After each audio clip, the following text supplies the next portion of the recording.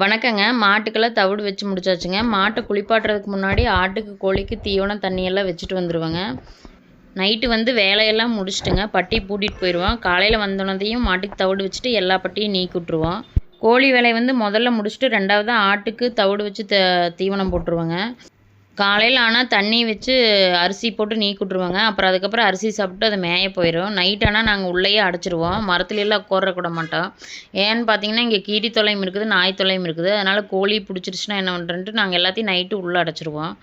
கோழி எல்லாமே வந்து நாங்கள் பிரித்து தாங்க விட்ருக்கோம். இதிலிருந்து வர்றது பூரா பார்த்திங்கன்னா எல்லாம் தாய்க்கோழி. இது 2, 3 டைமு முட்டைவிட்டு குஞ்சு வந்து இதுக்கு அடைக்கி வைக்க மாட்டோங்க. குஞ்சு வந்து நாங்கள் இன்குபேட்டரில் முட்டையை வச்சு பொரிச்சிருவோம். ஏன்னா இது வந்து எல்லாம் ஒட்டுக்கா கொண்டுட்டு முட்டையை வேஸ்ட் பண்ணிடுது. அதனால் நாங்களே இன்குபேட்டர் வச்சு பொரிச்சிருவோங்க.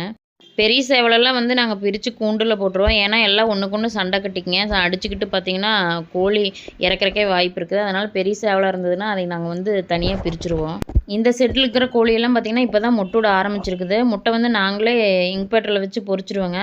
அதுலேயே தனித்தனியாக குஞ்செல்லாம் வந்து 1 நாள் குஞ்சு, 3 மாதத்து குஞ்சு அப்படின்னு எல்லாம் பிரித்து வச்சுருக்கேங்க. இதில் பாதி கோழி வந்து கறிக்கும் கொடுப்பேங்க. அப்புறம் நாங்கள் குஞ்சு பொரிக்கிறதுல வந்து 3 மாதத்து குஞ்சா நிறைய பேர் வாங்குவாங்க. அதனால் 3 மாதத்து குஞ்சாவும் சேல்ஸ் பண்ணிடுவாங்க.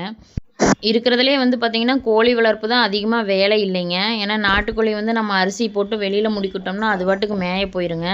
அது குஞ்சை மட்டும் நம்ம பராமரித்தா போதுங்க. ஏன்னா ஒவ்வொரு கோழி குஞ்சு வந்து குறுக்கிட்டு நிற்கும். அதெல்லாம் வந்து ஸ்டார்டிங்லேயே நம்ம மருந்து ஊற்றிட்டோம்னா நோய் வராமல் தடுக்கலாம். சின்ன குஞ்சிலிருந்தே நம்ம கொஞ்சம் நல்லா பராமரிச்சிட்டோம்னா பெருசாகி வந்து நோய் இப்போ அதிக பிரச்சனை வராதுங்க.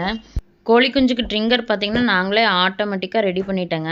ஏன்னா இது வந்து அதிகமாக நமக்கு வேலை இல்லை. நம்ம சின்னதாக வச்சோம்னா பொழுதன்னைக்கு நம்ம தண்ணி வச்சு பார்த்துட்டே இருக்கணும். ஆனால் இது வந்து 2 குடம் தண்ணி ஊற்றி நம்ம மருந்தை போட்டு வச்சிட்டோம்னா நமக்கு 2 நாளைக்கு பிரச்சனை இருக்காதுங்க. ஏன்னா நம்ம வேலை இருக்கிறதுக்கு நம்ம அதிகமாக இந்த வேலையை செஞ்சிட்ருக்க முடியாது. இந்த வீடியோ உங்களுக்கு பிடிச்சிருந்தா மறக்காமல் நம்ம சேனலை சப்ஸ்கிரைப் பண்ணிக்கங்க.